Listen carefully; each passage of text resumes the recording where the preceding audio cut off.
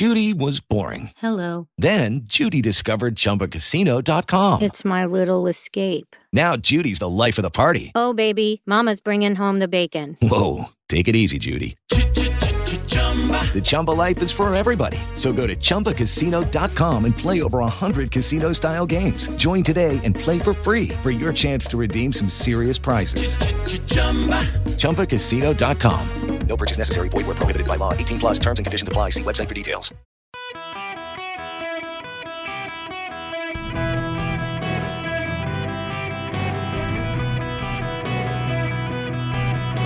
Welcome to the Eric Erickson Show podcast, Hour 2. Hello and welcome. It is Eric Erickson here. The phone number, 877-973-7425. Should you wish to be a part of this here program, I'm actually going to jump to a phone call right here out of the gate so I don't keep Lewis waiting. Lewis, welcome to the Eric Erickson Show. How are you?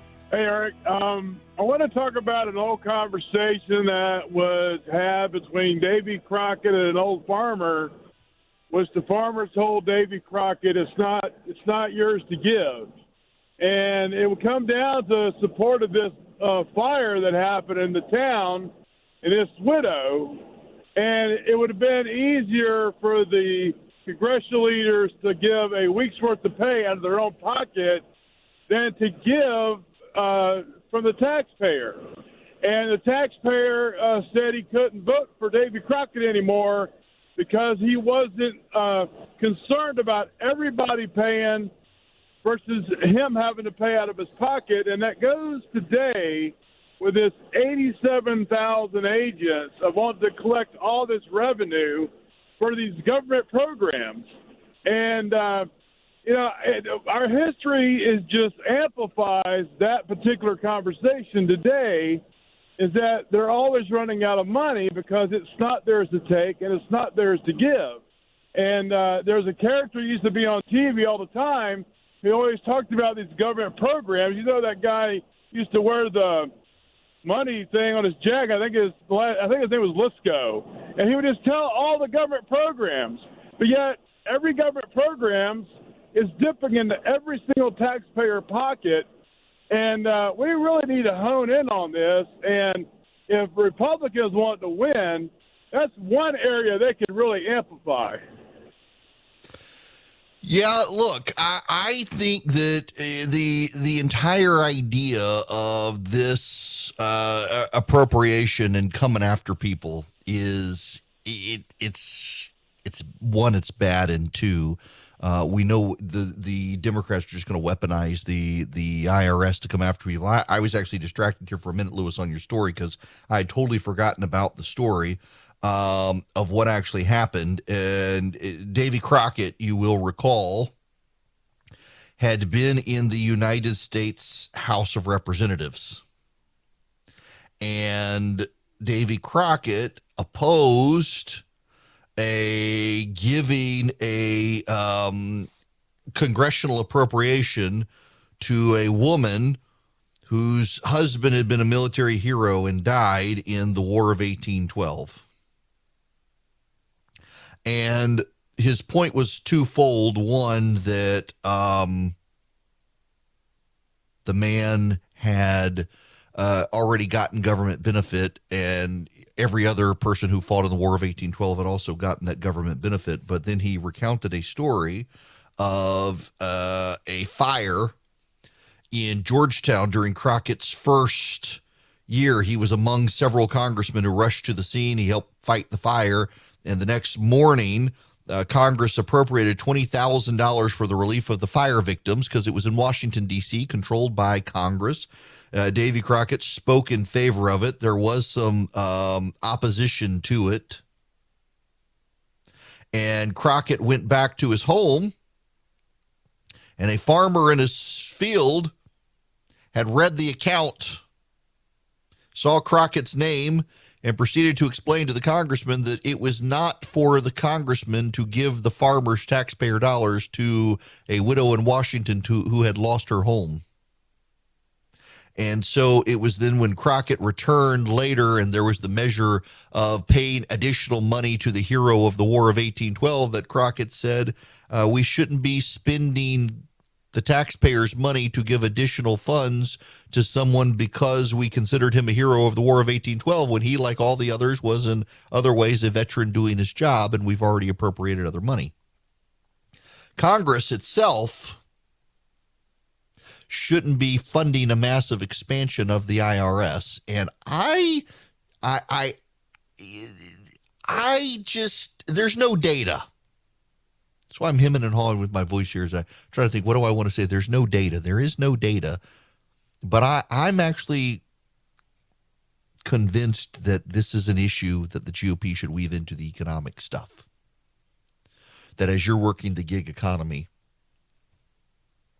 you're driving for Uber or Lyft, you're doing Instant Cart, the IRS wants to come after you now. You're trying to just make ends meet. You're trying to fill the void in income, and the IRS now wants to target you. It's all part of the economy, and I think there's an argument there.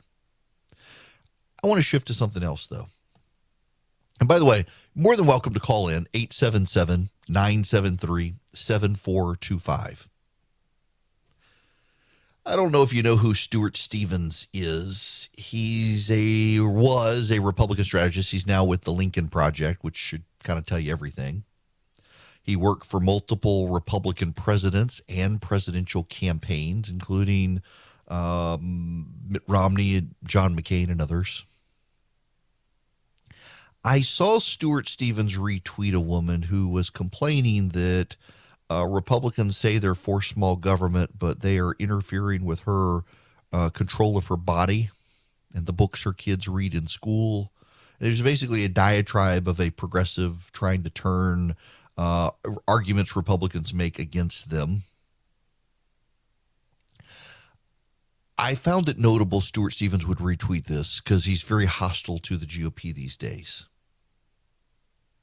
And I take it and several other things from Steve Schmidt, Stuart Stevens, and others as admissions against interest that they were never really committed to the things they tried to sell the people. Over time, I think it can take a while, but I think over time, the American people get pretty good at sussing out the BS and the con artists. They get pretty good at figuring out who's playing them. It takes some time. You can be convinced for years that someone is truthful and on your side and only later realize you're being taken advantage of. And that's when you tend to become most violently angry and there's a backlash. Stuart Stevens worked for a number of Republican candidates, and they all claimed to be pro-life. They all claimed they would advance the pro-life cause. They all claimed they were committed to the issue. And yet, see, I look at this tweet from Stuart Stevens recirculating that this woman who is of the left. In fact, let's see, I think I screenshotted it. Let me see if I can find the particular tweet that she said. It was one in a series of tweets that she had made. Yeah, I live in a state that's been under a Republican supermajority for 2 decades, and you need to hear this. The party that claims to stand for freedoms told me what I can and cannot do with my body. They've limited what my kids can learn and what their teachers can teach. Well, of course they have. Why? Because the teachers have been indoctrinating the kids, not teaching the kids. It's not your body you're trying to do something to. It's someone else's body who just happens to be in you because you made a choice to have a sexual encounter and get pregnant. I'm sorry, that's cruel. With the exceptions of rape, that is what happens. You consent to have sex. You might get pregnant. It's a choice you've made. And Stuart Stevens is retweeting this. A man who worked for multiple Republican presidents and presidential candidates. My point in focusing on this is that I don't think the Republican Party has really come to terms with what's happening in this American political realignment we're seeing, where frankly there actually are some terrible candidates who have gotten elected in primaries, but the whole point of them getting elected in Republican primaries is to purge people that the Republicans had lost faith in, whether it was Liz Cheney or other people that I like or dislike. They tossed these people out. They wanted someone who was more in line with their current values, and you could look at it and say these are crazy people who cannot win, but the point is not so much that they will or will not win, but that the other person is lost. because the party's moving in a different direction. To some degree, the party's moving away from even me into something I'm not sure I'm comfortable with. But in the choice between two parties, still more comfortable than the other side.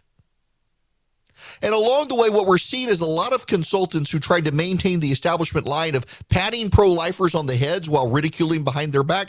They're kind of the ones who helped make Donald Trump possible. Donald Trump became a thing, not because of Trump per se himself, but because the Republican Party had been patting a bunch of people in the base on the head and then stabbing them in the back regularly.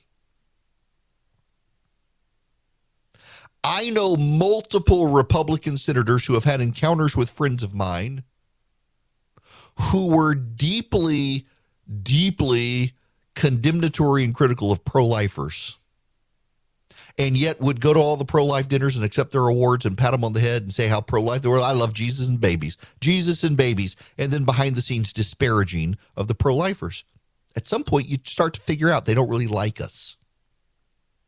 And, well, the Republican base decided they didn't like those Republicans, and they got Donald Trump to come in a bull in a china shop, wreck the shop, and then burn it all down on the way out the door.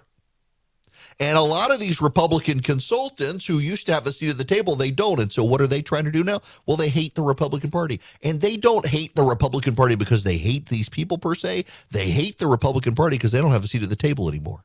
If they could still whisper in the ears of these groups, they would, but these groups never liked them to begin with. And now suddenly the groups they've always never liked are in charge and don't want to give them a seat at the table. And so they're like, we're going to go to the Lincoln Project and we're going to fight it. Well, they don't care that you're going to fight it because they're still fighting it too. And the more you wreck it, the better it is for them. Because in the rubble, they've got better odds of coming to power than you do.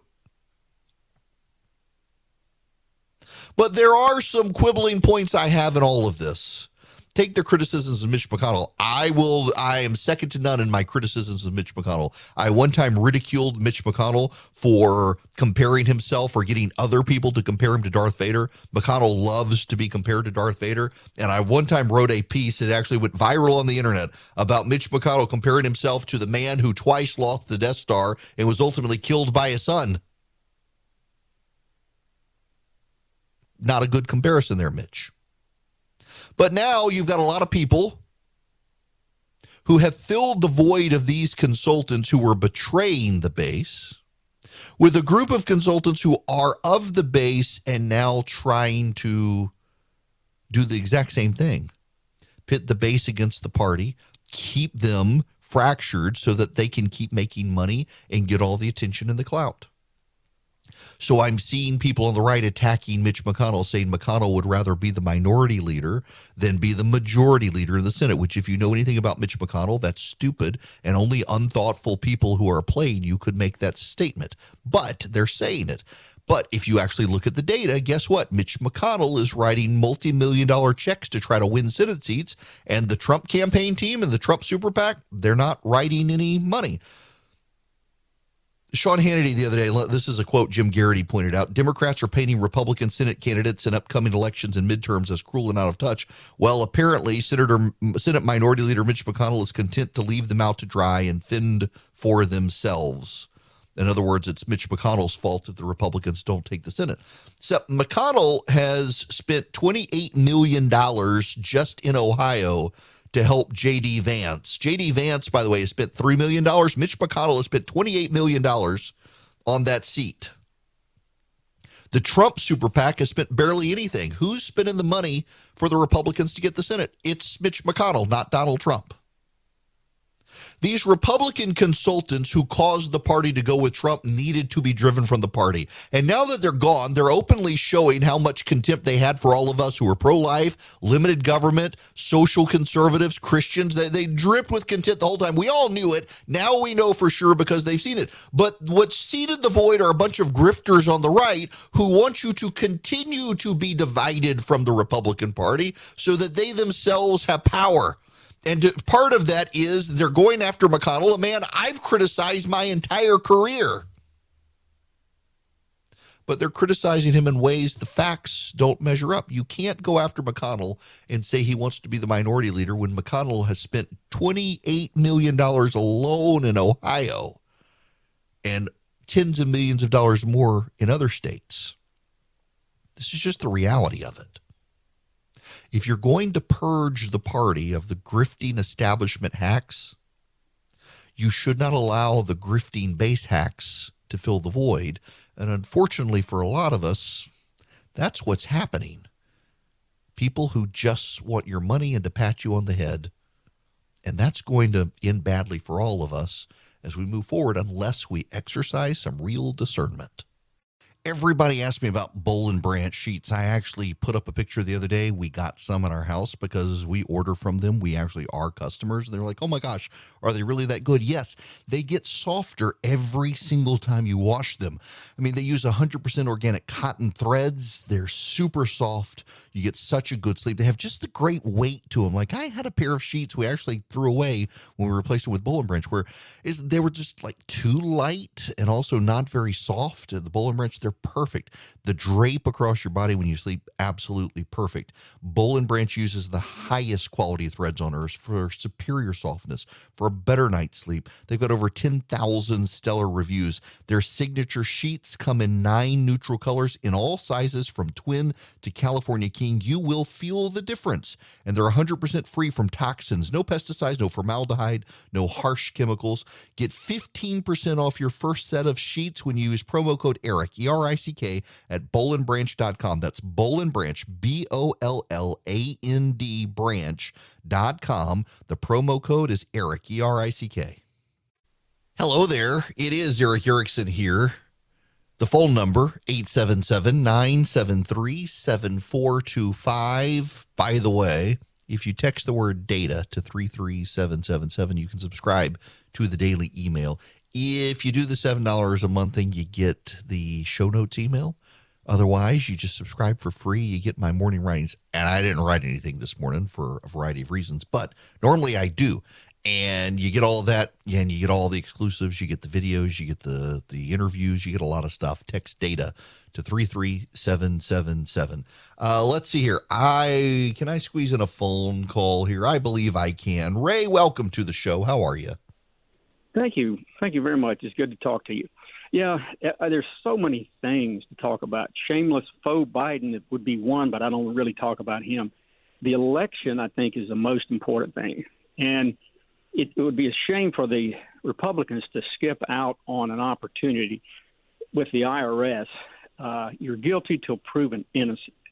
And that being said, it's Barney Fife used to say, nip it in the bud, but either this election or the next election. There was an article in Reader's Digest many, many years ago about some of the horror stories of the IRS. Now, after that, the Taxpayers' Bill of Rights came along. But it's still, the power that they have is unbelievable. And it's just that time is on their side. If anything's past due, you owe interest, and they don't. So there's a lot of things that are that way. But as far as the parties, the Republicans need to get a hold of the language of this.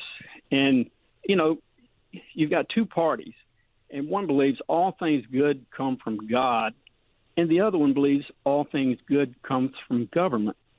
So it's, you want to trust the people to do what is right, just like a jury. But, the bottom line is, the sooner better than later, and strike while the iron's hot. We've got to figure out the languaging to make it and tie it to the economy. The Democrats' general distrust of the middle class, their desires to audit the middle class and expand the IRS and send them after Americans. I think there's a way to turn this on its head against the Democrats, and the GOP really needs to put their mind to doing it. It's going to become a big issue over time, and I think it plays directly into people's concerns about the economy.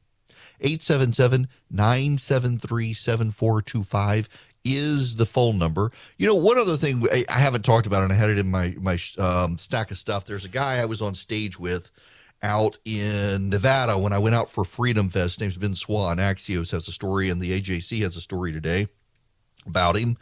$5 million going to produce anti-American, anti-NATO propaganda, it appears, or some such like that. $5 million, 4 shows, each of which will consist of 50 episodes.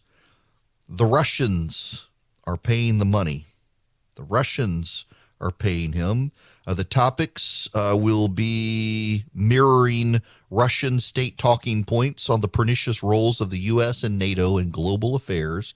They've got an American, the Russians have, paying him $5 million to produce documentaries on the internet echoing Russian propaganda about the United States and NATO. Why would any American do that? Welcome. It is Eric Erickson, as JJ says, 877-973-7425. Should you wish to be a part of this here program, I got a quick TV show recommendation if you have Apple TV. I started watching this TV show called Severance. It's Apple TV Plus. And I saw the first episode one night. I was on my back porch watching TV late at night. I've heard people buzz about this show. I was like, all right, I'll give it a try. I am halfway through the first episode, like, this is horrible. I can't believe I'm watching this. I'm texting Charlie and Philip at like 11:30 p.m. It's like, don't ever watch this show. This is terrible. I can't believe I'm watching this. And then I kept watching. I'm just going to say it's one of the best shows I've seen in the last year. It is a really, you got to get through the first few episodes. If you can make it, there are 9 episodes. If you can make it to the 4th episode, watch the first 3. The show builds really, really slow. And the first 2 episodes are kind of, brought to you by the letters W, T, and F. And then you get into the 3rd episode, and you got to see through to the 4th episode. Once you get past the 4th episode, you can't stop watching. It's just this thing has now taken on a life of its own. It's in motion. It's become the tragic tale of this guy to this ensemble cast that is rushing forward to realize they've got to take action against a cult. And it is remarkably well done. If you're not familiar with the idea of the show, the concept is kind of odd and interesting. It's people who work in an office, and they are severed. They have a procedure done to their brain, and it creates an inner self, and an outer self, an innie and an outie. And the outie self, the person who roams the community and lives, has no memory or knowledge or recollection of anything that happens during the day at work.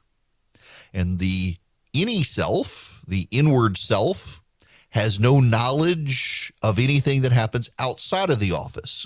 So every day you just open the elevator and you're at the office, and that's your memory of the day, and you end the day with the elevator closing. That's it. That's your entire life. You don't know whether you have a wife or kids, what your car looks like, nothing.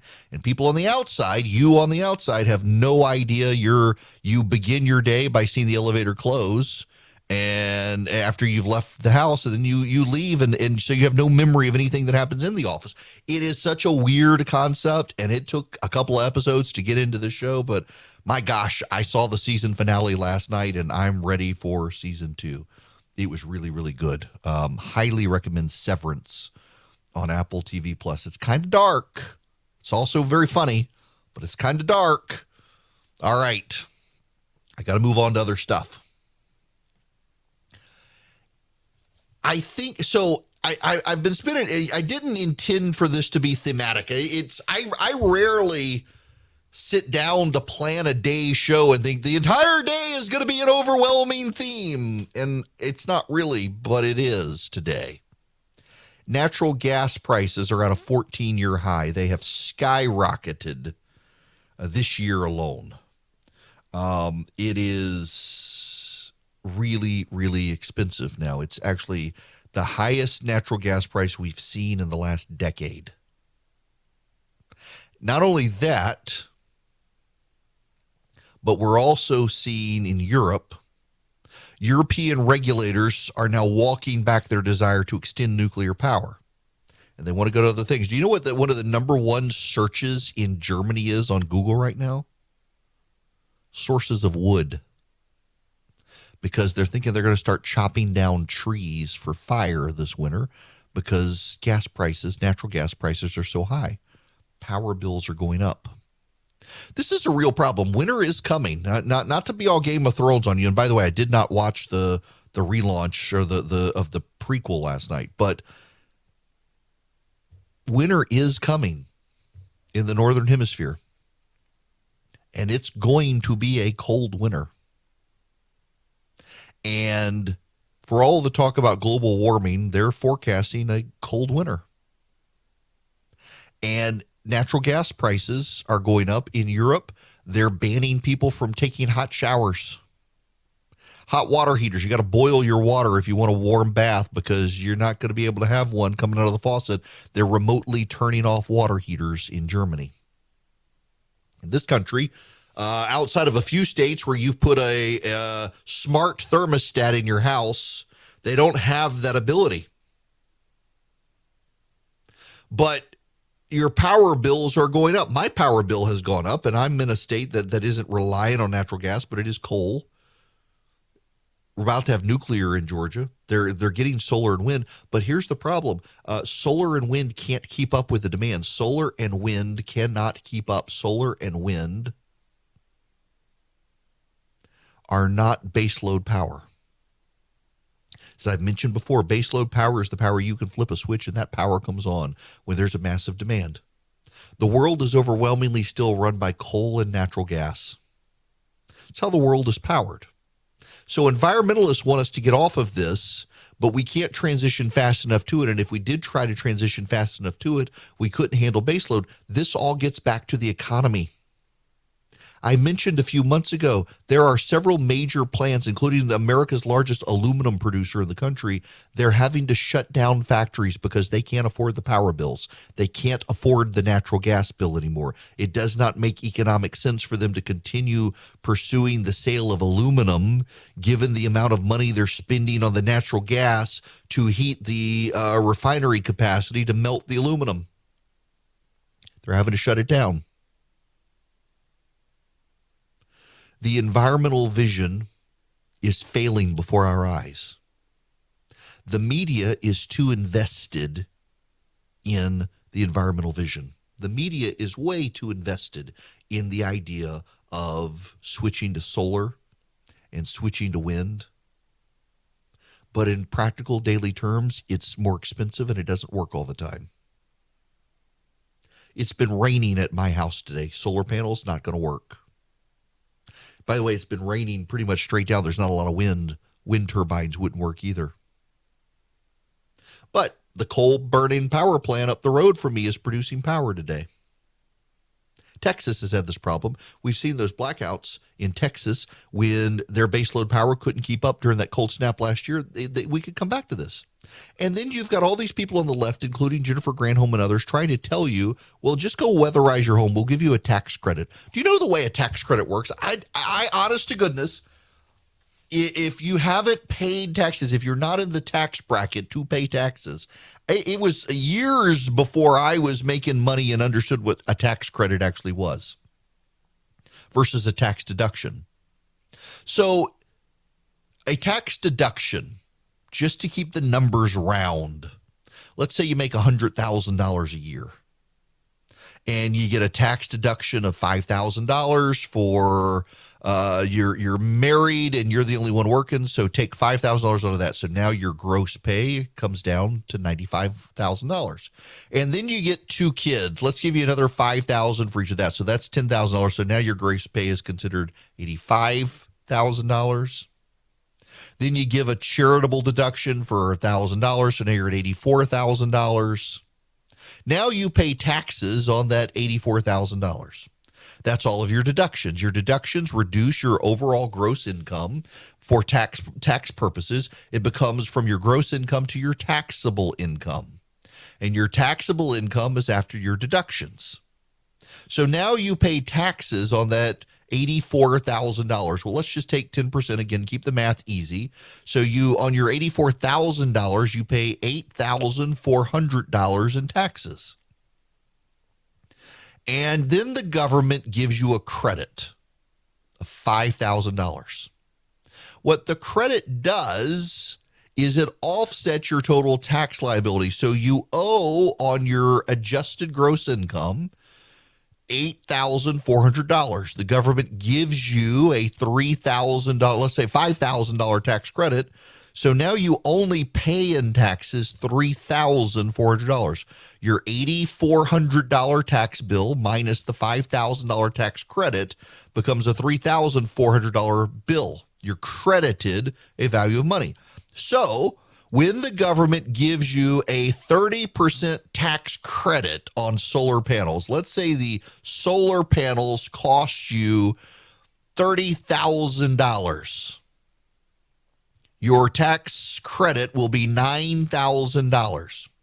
The government's not going to write you a check back.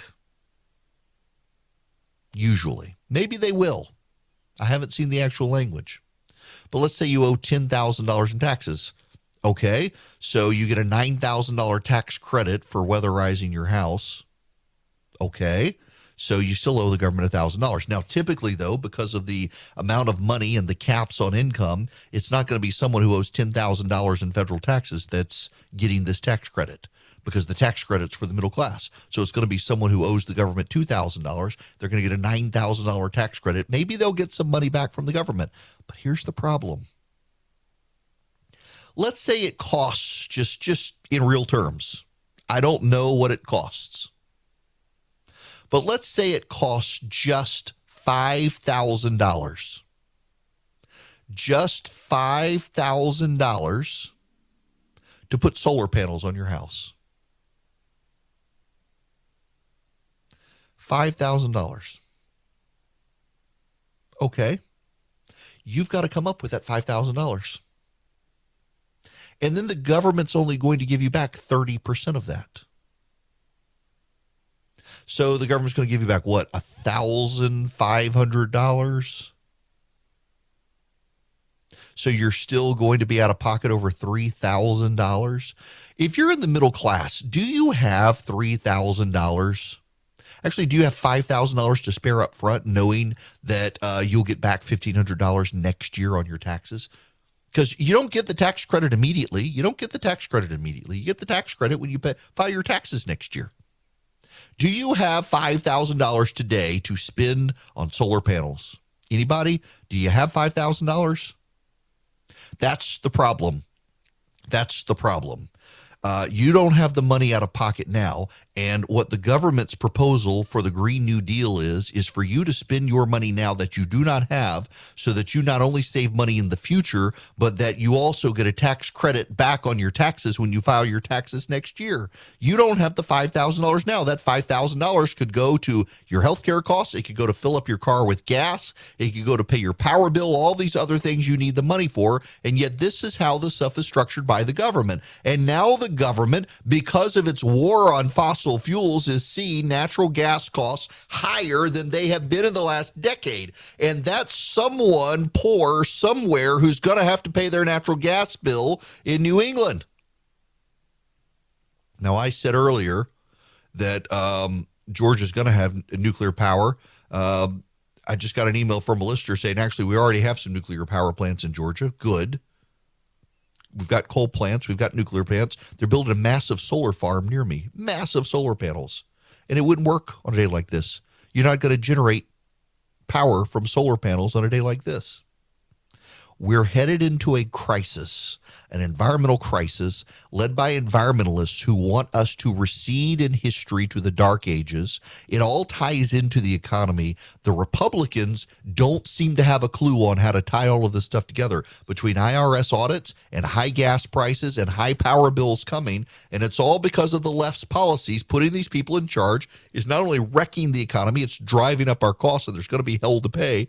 And they better figure out exactly how they're going to message this stuff moving forward, because they've got to message this stuff. They've got to be able to break through to the American public, stop talking about Liz Cheney and Donald Trump, and focus on the economy and the costs that are coming to the American people who are not going to be able to keep their lights on come this winter because they won't be able to afford the bills. And are they going to choose heat or darkness? They will choose heat and live in the dark, and that's not good.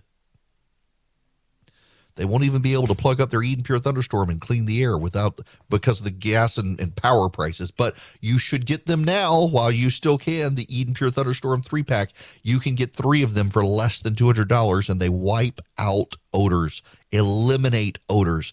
They also get rid of the dust and the pollen that's floating in the air, but they wipe out odors so well. I keep one in my suitcase and travel with it. What you should do is go to EdenPureDeals.com, put in the discount code ERIC3 on the front of the website, and you can get 3 Eden Pure Thunderstorms for less than $200. You will save $200. You will get 3 of them, one for upstairs, one for downstairs, one for your RV or your suitcase like I do for when you're traveling and the hotel room or the rental car stinks.